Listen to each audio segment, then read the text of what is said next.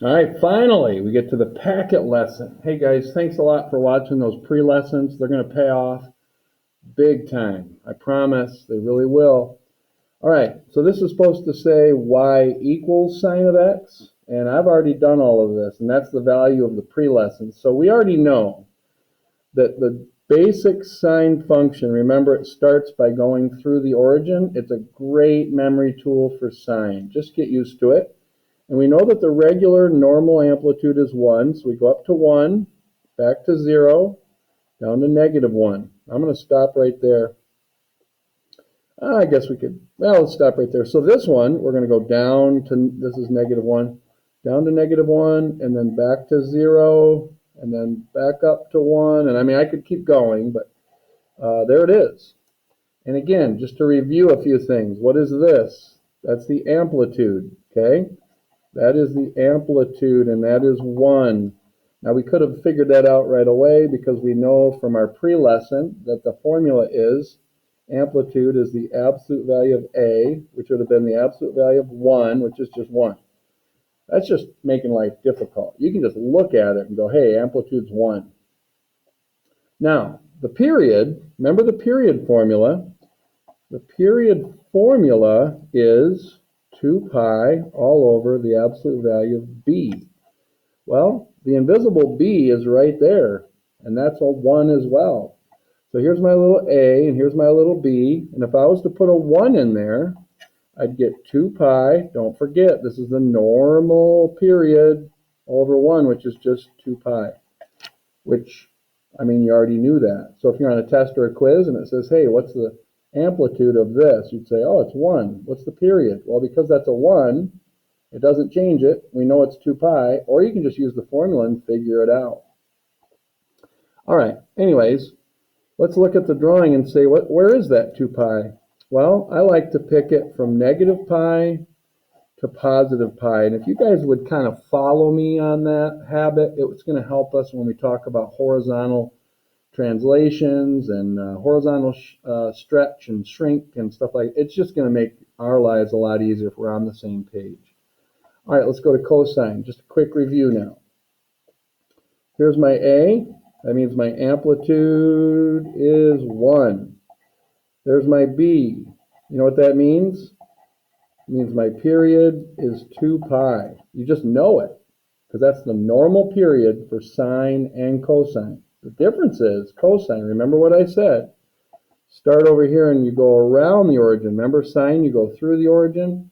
Cosine, and if you doubt me, you know, go to Desmos like I told you and check it out. So then we go down here, and I'm going to start getting in the habit of just going from -pi to pi instead of continuing more than one period. See, that's one period. It definitely does keep going. There's no doubt about that. But we're just going to get in the habit of looking at one period so we can get used to that talk. So what's the amplitude of this? Looking at it visually, 1. We already knew that. What's the period? Well, it goes from -pi all the way to pi. That is, I'm just going to write it, 2 pi. Okay. Now, do you see all this stuff right here down at the bottom of page 33?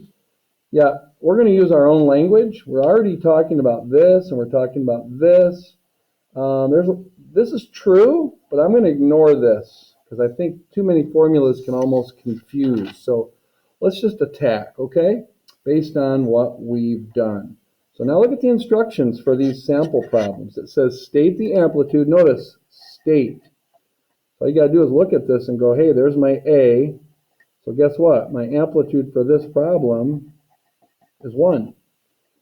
What about the period of this? Well, once again, because that's a 1, and I know my normal period is 2 pi, there's my period.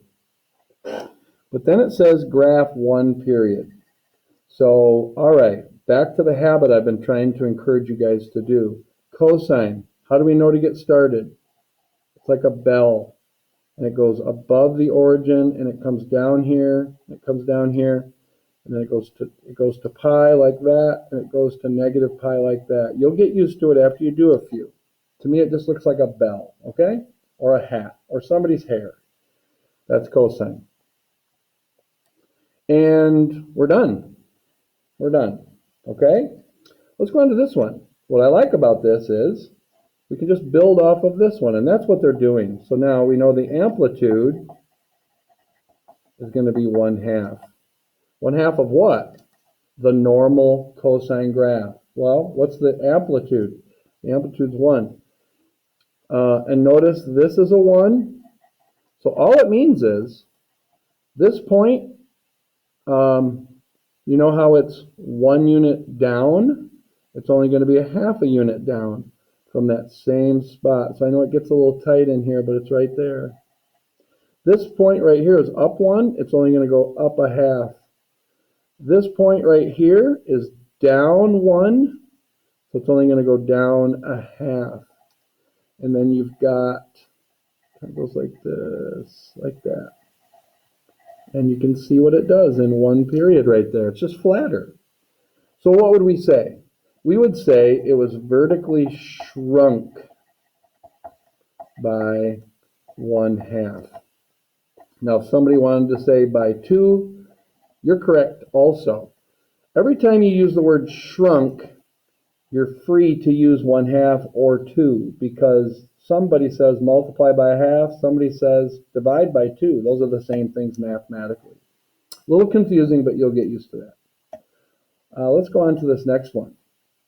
So this one, I'm going to connect to this one as well. You know why? The only thing different about this one and this one has a 1 in front of it. This has a -3. But guess what? These are 2 steps. That negative tells me at some point I'm going to have to reflect over the x-axis, but I'm going to do that last. I'm going to concentrate on the 3. That's my amplitude. So I'm going to go back to this original graph of cosine. Here's a peak, goes up to 1. I know that peak is going to go up to 3. And I know this little valley is down to -1. That little valley is going to go down to -3. This little valley, the lowest point that it goes to, is going to go down to -3. So the amplitude is being tripled. Now you're just going to, don't worry about all the points in between, just kind of connect the dots and try to make it pretty. So there you have it. Oh, no, you don't. Remember, there's one part, we got to reflect it over the x. So this is below the x-axis, down -3. That thing has to shoot up here. This guy shoots down here. This thing shoots back up here. It just flips the whole graph, and I'm going to make the final one dotted. So, and if you're on a test or a quiz, you just write me a little note like final answer, and I'll know what to look at, okay? So there you go. Pencil's getting flat, but we're almost done. All right, now these problems are going to progressively get a little bit more difficult. Y equals sine of x. What's the trigger? The trigger is get started right here. What do we know about it? We know the amplitude is 1, so it's only going to go up right above pi over 2. It's just going to go up here to 1, and then it's going to come back down to pi, be 0. It's going to go down to -1, and at -pi it's going to come up. So it's this nice little flowy curve right there. We know the amplitude is 1. We also know the period is 2 pi.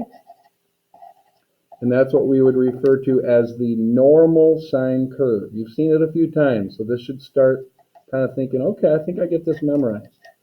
Now what is this? Is this the letter A or the letter B? That is B equals 2. Something's going to change with the period. How do I know that? Because the period formula is 2 pi all over the absolute value of B, which is in this case 2 pi all over 2, which is pi. Now how in the world am I going to take this drawing with period 2 pi and squeeze it in a period of pi? Well, I wish this would have been drawn for us, but this is -pi over 2, this is -pi, this is pi over 2, this is pi. Remember, this is the normal period.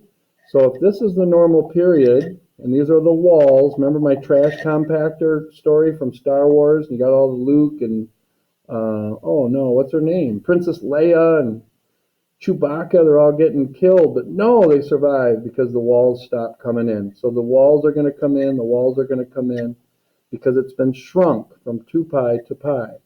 So I need to build my wall from here to here and then squeeze this drawing in this distance. Well, look at what it does on this half. It goes down and comes up. I just have to do it quicker. And then this half goes up and comes down, so I just have to do it quicker. An accordion, that's the word I was looking for in the pre-lesson. And so there you have it. Same amplitude, because this is a 1, but then the period was cut in half because we had to put this in the denominator and divide. And so it squeezed it. So we would say it was horizontally shrunk. See, when that word pops up, you can say 2 or you can say 1/2. All right. So there we go. Moving. Now we got a whole lot going on. So we got to connect this to this. Always go to your foundational graph. So this is going to change, but we're going to take one step at a time. You see that 2? That means I'm going to take this drawing, and here we got negative pi over 2, we got negative pi, we got pi over 2, and we got pi. So all I'm going to do is redraw this, and I'm going to double the amplitude so that it goes down to negative 2 and up to 2, and there it is. This drawing was vertically stretched by a factor of 2, but now we've got a situation here. There's an invisible 1 there. That means b equals 1/2. That's a little tricky. So if I put it in my period formula, 2 pi all over 1/2, I have to flip this and multiply so I get 4 pi. Now a lot of students struggle when we do this. Remember, this period right now is 2 pi. I need to double that period. So from pi to 2 pi, from negative pi to negative 2 pi, this point comes to here, this point stays, this point comes to here, and now watch this. Can I find a different marker? No. So this has to go down and up. So it goes down and up. And because this one went up and came down, I need to do the same thing between here and here. So I need to go halfway and then hit it. So this is my final drawing. All right, running out of time. So this says, graph one cycle of the function. Use the language of transformations to describe. All right, I wish you wouldn't have put it like this, but so I'm going to go like this. And boy, I don't know if I'm going to have time for this, you guys. I think I'm going to have to come back and finish this, unfortunately, and call it packet lesson number 2. All right, I'm going to have to do that.